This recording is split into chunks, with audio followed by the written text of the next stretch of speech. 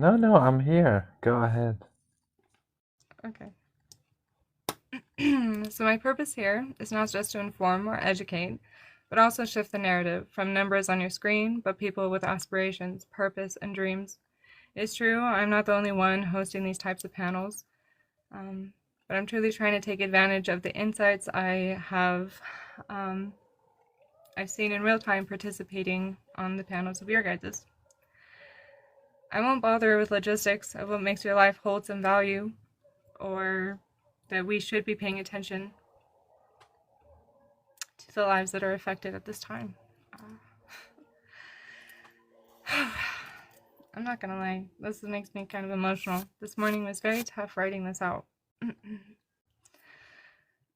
My purpose on my panel today is my genuine curiosity of you, Alpa Siraj, the life that you live, and many other voices that are equally struggling with same or similar issues. So, that being said, we'll start with questions from your past, beginning with, what is your earliest memory of feeling unsafe or feeling the presence of the occupation?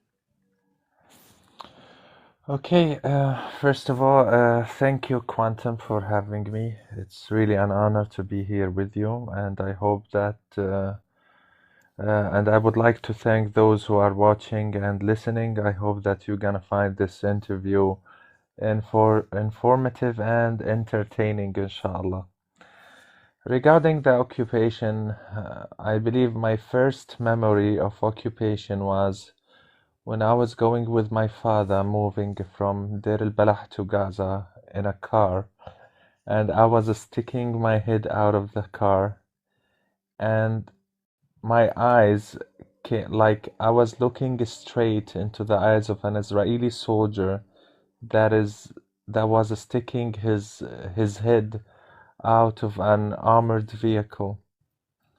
This was like the first confrontation with me and the first time for me to see something like this, an Israeli soldier sticking out of an armored vehicle. This is my first memory of occupation. And starting from that point, I asked my father, why is he wearing like this and who's that? And he told me, an Israeli soldier, an occupier.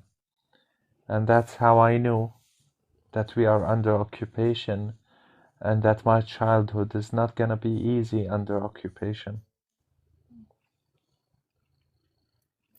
That really does lead into that second question of like when was there this true like gained understanding that like your life as a Palestinian was far different than an American citizen or a Canadian or someone born somewhere else.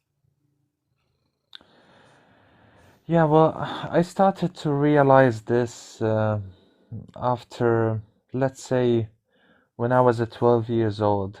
I remember back then, I used to speak English a little bit while I was a child because my father was an English translator. He used to use English around the house, and I was able to catch words from him and also from watching TV. But anyways, when I saw on TV and children playing and people living normally, I just realized that our life is completely different because when I was a child, there was always this kind of fear because of the Israeli settlements in the Gaza Strip. Then after they left Gaza, they started bombing the Gaza Strip, attacking the Gaza Strip every now and then. And this led me to the realization that my life isn't normal and it's not gonna be better unless we got our liberation. It's funny because it's like every answer that you have like really does lead into that next question. So that's really awesome, that easy flows. Which did your parents teach you safety around IDF and the rules around areas you were able to play or go? And if there were circumstances of like toys you guys weren't allowed to uh, play with or things like that. And similar to here in the US, for at least what I have noticed or what I have heard from other content creators, is the extreme awareness they're taught as a child of their colored skin and how they will be perceived and how they have to be more safe around police, or they can't just hop a fence into the backyard because it's an easier route to get home. And so I was just curious if there was like the same kind of demeanor growing up when it came to the IDF. Yeah, well, definitely, because of the security situation in the Gaza Strip, even adults and the grown-ups are affected by that regarding the time where we should be coming back home. We shouldn't be staying out for so late. We cannot go far away. We have to stay around the house or in the same neighborhood. And whenever there is a bombardment or shelling, you have to go back straight to your house, unless you want your mom to be so worried. But I just want to tell you this, Yani, the occupation forces left Gaza in 2005, and since then we didn't have any direct contact with them. They only talked, or they reached out to us through bombardment and shelling. They didn't talk to us, they didn't deal with us at all. They were occupying us in a different way, a completely different way, where we are being deprived from everything, and as if we are living in a jail, you know? But yes, definitely our lives as a children under occupation wasn't easy at all.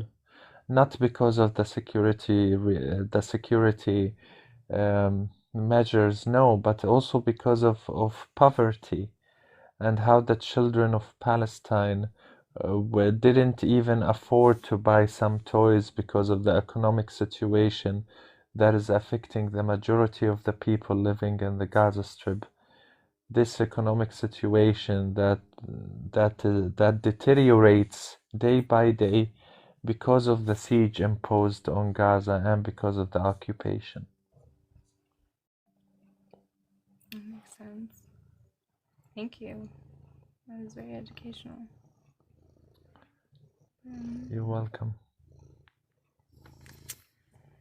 How has your views on America changed from childhood to now? Like, has your ideas or your beliefs around America transformed over time?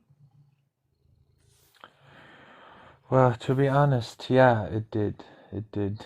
When I was a teenager, I was looking forward to be traveling to the US, looking forward to take a scholarship to finish my studies there and maybe settle in the US. I've always, yeah, because of the movies that I used to watch, I thought that America is the land of opportunities. I thought that I'm gonna find peace.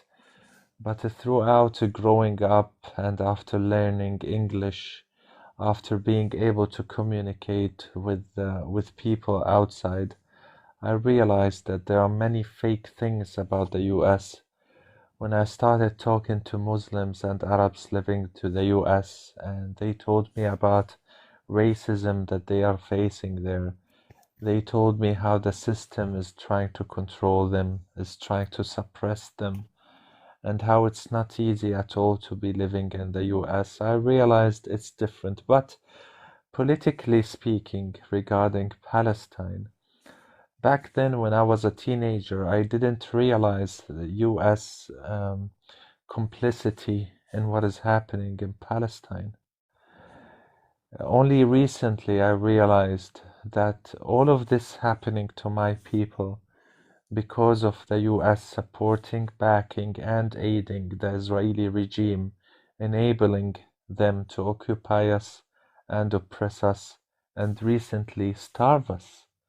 As you know, that we have the International Court of Justice hearings for 3 days, and today the US representative, a lawyer, started defending the Israeli regime, giving them justifications for starving 2.2 million people in the Gaza Strip. If this taught me anything, it teaches me that the US is the same as the Zions who are occupying and oppressing us. I was gonna say a lot not nicer way of putting that. Yeah.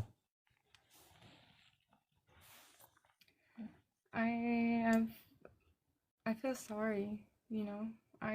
It's crazy because similar to you of becoming more aware of how we are so connected. Yeah, I feel like that's for most of us. We didn't really know until now we know, and it is quite the letdown. It's very shameful. Yeah, feels like we were built on like quite a lie, to be honest with you. Yeah, it is actually a lie. Yani the American dream is a lie because it is based on oppressing other people. It is based on preying on other people. It is based on intervention in other people's business. And it is based on unaliving other people just like they did in Afghanistan, Iraq, Syria, and now Palestine. It's exploitation for resources, land grabbing, just because I can, kind of attitude. I will, you know, with no. It's hard to think that the one that has the most control and power is a villain. That's absolutely terrifying. Yeah, it is. It is. But I just want to tell you, rest assured that nothing stays as it is. One day this system will fade away as water runs away, and the people will prevail. So have faith. I do. I do. I like to tell you all the time that there's things that we don't know yet. There's things that haven't happened yet. Honestly, I had to giggle today when we were talking about the fires because I was literally like, we've been manifesting this because we have always said they're going to burn themselves from the inside out. And now look, because of due to how they have built these safety zones, it has literally trapped them in their own mess and their fire. They're having a hard time getting out, and it's destroying all of the, and it's unfortunate that now, of course, they're going to blame Palestinians, but yeah, there's more things on the way, and Mother Earth, like, she's fighting back. All of the animal kingdom is fighting back. Even the freaking trees are fighting back. That's crazy. Well, they don't belong here, that's for sure. So this is only the beginning. Allah subhanahu wa ta'ala is just, and when He created us on this land, there are two kind of justice. Justice that you'll get on in this life, and justice you will get in the afterlife. I believe this is part of the justice of this dunya, of this life, where they are being punished for the things that they have done to the others. And I believe it's fair. When you oppress people for too long, you can expect such things to happen when you act as if there is no God or no Allah, when you act like you are the strongest and no one can stop you. Allah reminds you that a simple thing can do all of this to you, and sometimes you just can't do anything about it. Honestly, I think it's also like the shift of collective consciousness too. We are raising vibration naturally. You can see that in the Schumann resonance charts, the solar flares, the different collective conscious awareness. In this last couple years, we have had more protests just worldwide, not just for Palestine. like just in revolting against all of these government systems, that no matter which way we look or who, like where we're going, there's always just this, the system itself, the board itself needs to be flipped. So I don't know. Um, I think that as people start to waken up, we are co-manifesting a better reality for all. Because part of the submission is normalizing what's happening. And they have people manifesting on a mass scale, more fear based, worst case scenario. Nothing's going to get better. And they purposely keep you sick, dumb, afraid. It's another form of oppression. There's no true safety. And so, as people, we all shape the world around us by our beliefs and by the power of word, the power of our own vibration. And so, as people start to work together, it raises and shifts the world around us. So, I don't know. Yeah, well, I do believe that the colonial powers and those who prey and oppress others, yani that's why they hate us, the Palestinians, because the Palestinians represent hope, and they represent courage, and what we did, the sacrifices we have made, have been an inspiration for others to revolt and to fight for what they believe in. That's why, like regimes such as the Israelis and the Americans, they will never be supporting us, the Palestinians, because we are against everything they represent. Yeah, Truthfully, so I, I I think hope, the most evil thing would be, to attack a group of people that pray 5 times a day. That's outrageous. That's the most and you can see the peaceful, and you can see through the years of trying to work through this system, trying to do it the right way, trying to go about it legally, trying to do the peaceful protest, but with every time being met with aggression, every time being met with force, every time being met with gaslighting, narcissism, extreme, just excessive force or control, or even just execution. It's wild. yeah, you're right. I agree with you. That's what they do all the time. Okay, you ready to move on? Yes, please. Okay, so did growing up under the occupation build up a frustration and anger for the world, where it was like,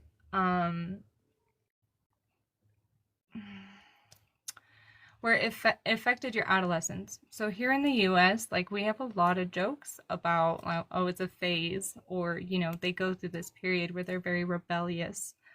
They don't listen to their parents. They, like, I was one of them. Like, I was wild. So I was just very curious that, due to the occupation, did you go through any kind of I hate the world viewpoints, or did you kind of skip that phase? Yeah, well, at a certain point of time, I believe all teenagers go through this phase in life. But maybe for us it's different. I'm gonna be honest to you.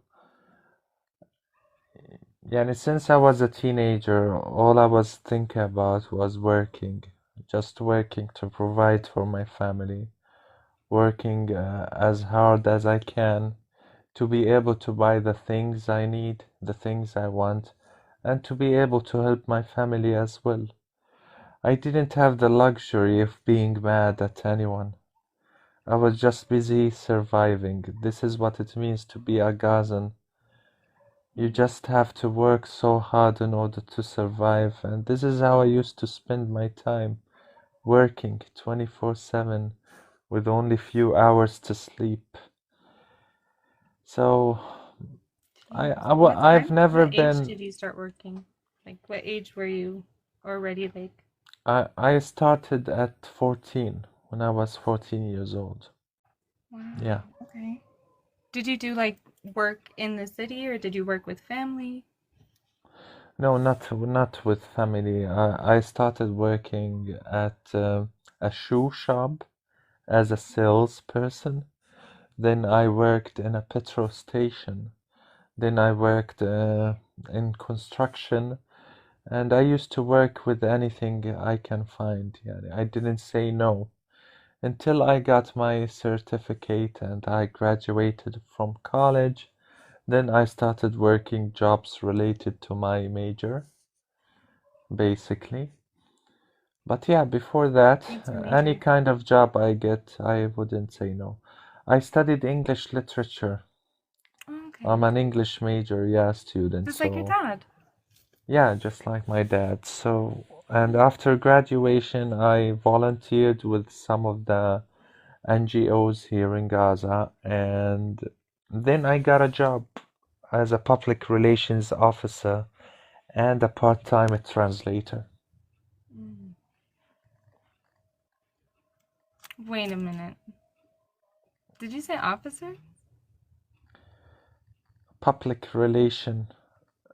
What is It's what like is that? it's like a person, yani employee, just not like officer. It's like a title, a job title, but not officer. Okay. So it It's doesn't have anything to do with like no, the legal nothing at all. military. No, nothing military or legal, nothing at all. Just making sure. Just making sure. Yeah, don't worry. Um,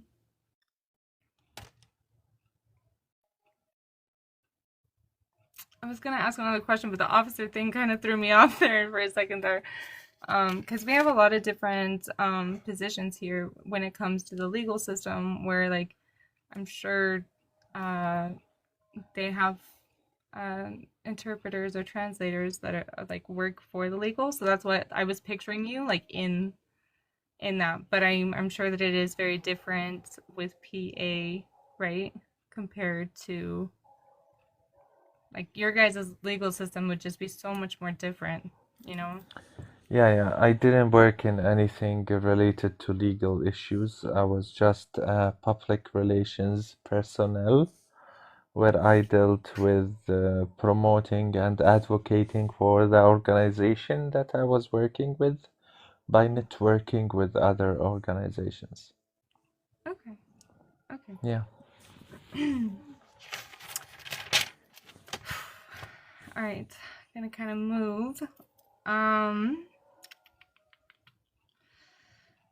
you kind of led into this question because I was gonna ask about just a few more things about the childhood, which was more of like taking on responsibilities and like when you started working. And then um,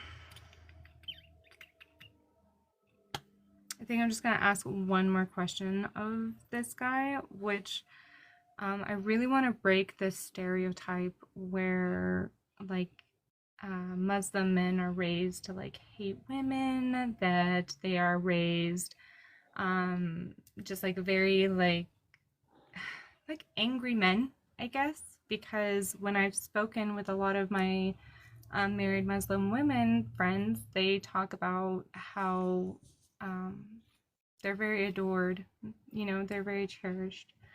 And so I Yeah. just was like curious of like your upbringing and what are main things that your father would want to instill in his Muslim son.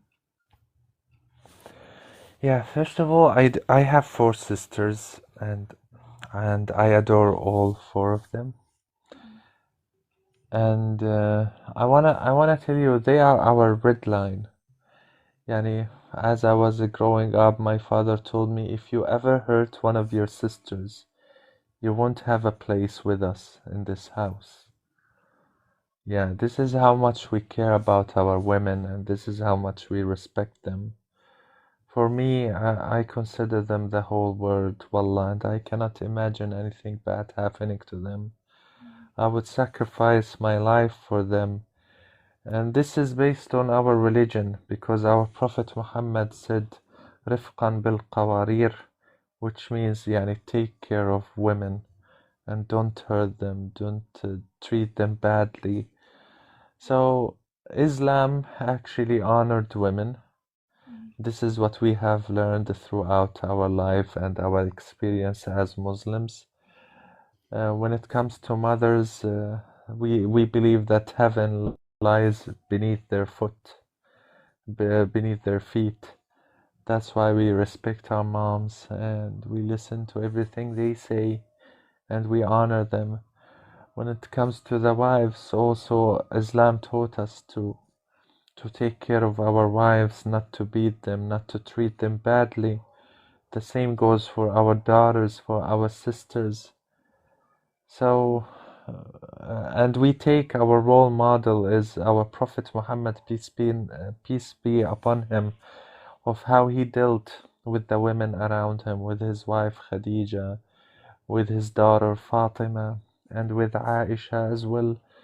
So Islam actually honored women, and this is what we have learned. This is what I have learned in the mosque, and this is what I have learned from my father as well. I'm gonna ask you one last question. I lied. One last question about childhood. What was your childhood desires and dreams compared to now? Well, to be honest, I've always wanted to be a doctor because of the situation in Palestine and how I saw many people I care about who got injured or unalived by the occupation forces. I wanted to be a doctor so badly, but I wasn't lucky enough. When I reached high school, I got sick and I went to the hospital. And when I took the exams of high school, I wasn't ready because of my medical condition. I barely succeeded, I barely passed, but I didn't get enough grades to study medicine. I think So that's yeah, why I've always I can't. Sorry, go ahead. yeah. So yeah, my answer is that I've always wanted to be a doctor to help my people because of the Israeli constant aggression. And but after growing up, I realized that this is not the only way for me to help my people and help my cause. For example, what I'm doing here on TikTok, I am creating a platform where I can help like hundreds of Palestinian families, and I helped thousands of Palestinian families throughout my water initiative, Water is Life, that I worked on during the first water crisis. And with my words, with my writings, I can help my people as well. I love that. It's kind of like that divine timing, you know? It is very interesting. I had a friend from Jordan, and he explained it that way too. That like when you like take a certain frame of tests, and then that's where you end up, right? Yeah. Or like that's it. Like that's like. I'm sorry, that was a horrible explanation. It's because I got a ding and I got a little distracted. Um, but yeah, can you explain that a little bit of like Yeah, I'm how just that? saying, in high school, you apply exams in physics, math, Arabic, English, religion, chemistry, biology, in different topics. And at the end, they collect all of your grades, and you get like something similar to the GPA. And according to the GPA, it determines what specialty you can study at college, you know? For example, if Did you you not got retake it? 90, if you got 90% and above, yeah, you have a chance of studying medicine, for example. 80% to 90, you can study like specialties like engineering, just like that, you know. Okay. Do you have like a chance to retake or like do anything like that? Yeah, you can retake it back then, but But it's exhausting. It's not easy to go through this year all over again. It's like one of the years that puts a lot of pressure on the Palestinian students. And yeah, it's not easy to take such a decision to relive the experience. That's fair. That's fair. Yeah. Okay, so we're gonna take a little 5-minute break. Do you have friends that have made it out of Gaza that you are still in contact with? Or like even before October 7th, people that, had built a life somewhere else and are free of the occupation and kind of Yeah. Actually, most of my friends that I met throughout my life, they have got the chance to leave Gaza. Some of them staying in France, in the US, in the UK, in different countries. The Palestinian youth, they are intellectual. They like to be educated. Most of my friends were pioneers. They were smart, clever. They used to study so hard to get a scholarship and travel abroad to study. So they succeeded, but I didn't because of the occupation didn't allow me to travel, but they did. And now they have a whole life outside. So some of them came back to Gaza, then decided to leave again. Some of them I haven't seen for years or heard anything about, but yes, I do have some contact with three of them till now, and they all dream about the day they get the chance to come back to Gaza and be with us here. I love that. I love that the dream or the conversations aren't of you leaving, but of them coming home. Definitely, definitely. Despite what we are going through here in Gaza, we do love our country. We do love everything about Gaza. We love its air, its sand, its sea, and the people, especially the people of Gaza. And no matter where we go, we will always have this nostalgia to our homeland.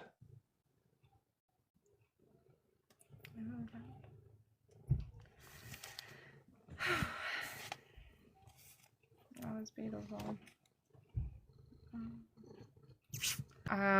Especially because we got to wrap up. I'm gonna end on present question with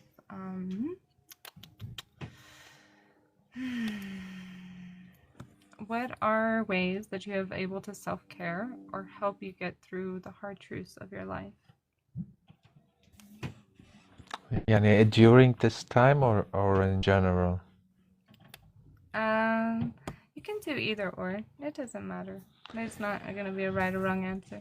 Yeah, well, in general, my way of adapting with the circumstances was keeping myself busy at work. I used to exhaust myself to the max so I can go back home and just to sleep till the next day.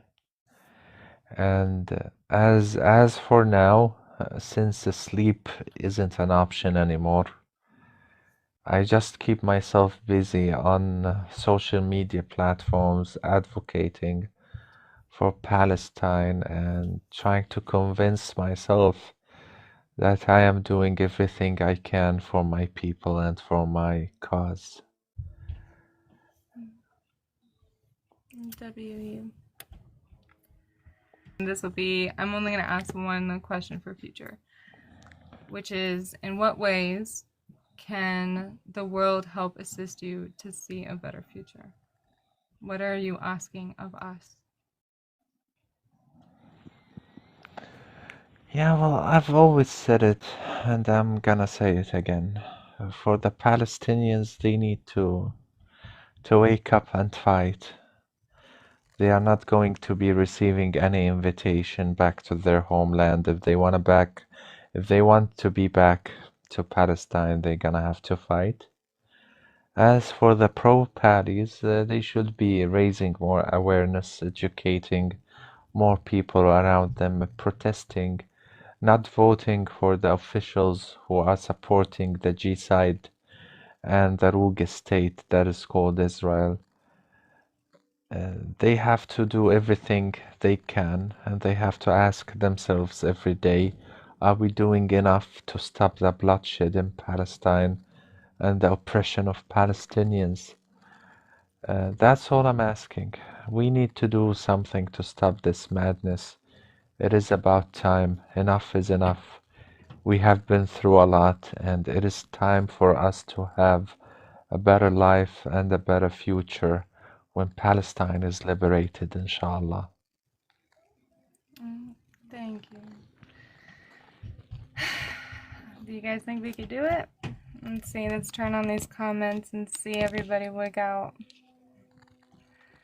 And I just want to thank you, Abu Siraj. No need to thank me. It was a pleasure being here with you, Quantum. And I really hope that the people listening to us didn't get bored or something. I don't care. It wasn't about them to begin with. So,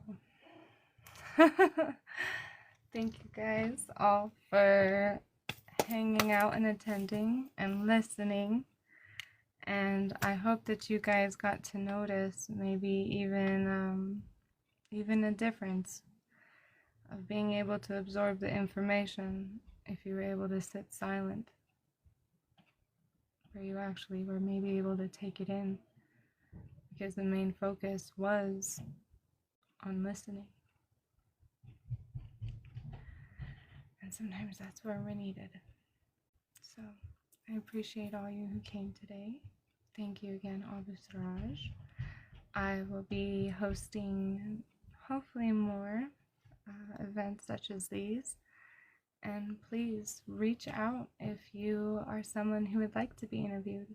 If you are somebody who is being active, if you are somebody who would like to spread awareness. And my page is not just for pro-Palestinian. I would like to talk about Congo, Sudan, Nigeria, Tigray, Native Americans, women's rights, you name it. Our world needs so much help, and each and every one of us are gifted in our own ways. So, I hope to see you guys all there for the next one, and we're gonna go ahead and head out. Okay. Thank you, Quantum, and thank you, everyone. I hope you a lovely day and night. Assalamu alaikum wa rahmatullahi wa barakatuh.